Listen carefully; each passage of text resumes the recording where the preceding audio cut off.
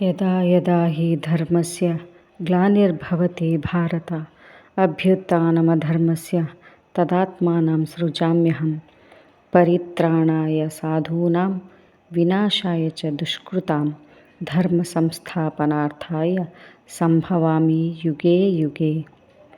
ಯತ್ರ ಯೋಗೇಶ್ವರಃ ಕೃಷ್ಣೋ ಯತ್ರ ಪಾರ್ಥೋ ಧನುರ್ಧರಃ ತತ್ರ ಶ್ರೀ ವಿಜಯೋರ್ಭೂತಿರ್ಧ್ರುವ ನೀತಿರ್ಮತಿರ್ಮಮ.